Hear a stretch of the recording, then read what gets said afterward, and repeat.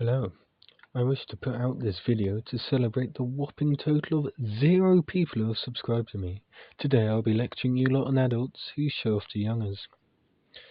Hopefully you'll be able to notice these types of people, and if you haven't already, call them out for their behaviour. Let's begin with head teachers driving sports cars. We all know these bunch of barbarians who use their minimum wage to make us feel bad. Teachers, you know this already, right? But you still try and get your street cred by showing your car off to a bunch of teenagers who are too young to work, let alone drive. You may have money, just about, but you're 57. You live in West London. You divorced Karen 6 weeks ago and she took all 3 kids. You may have that Nissan 350Z, but that won't bring the children back, will it? If I was a psychologist, I would diagnose you with a midlife crisis right now. That feeling of making an 11-year-old insecure just isn't worth remortgaging the house for, is it? And if that's to attract some 20-something-year-old girl, you driving around young boys is certainly going to give the wrong impression.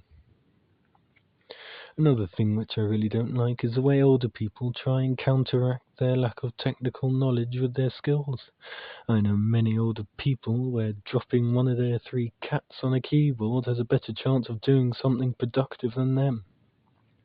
Like, come on, Margaret, I don't care, you're the javelin champion 3 years in a row in 1952, that's not going to open Google Chrome now, is it? But even worse is the ones who are partially tech-savvy. I like to call these the deceivers. You may think Margaret was tough with the World War II typewriter skills, but no. The deceiver's knowledge turns them into a babbling wreck of randomness. Like Jemima, just clicking on the mouse like some sort of deranged psychopath, not realizing that the damn thing isn't even plugged in. Sure, this may be bad, but then comes the kicker. The Margaret type she's offered to help begins to notice that Jemima's now using the computer as a way to practice her hammer skills and may not be the tech support specialist she claims to be. They usually whip out the ideology which has both saved lives and killed them.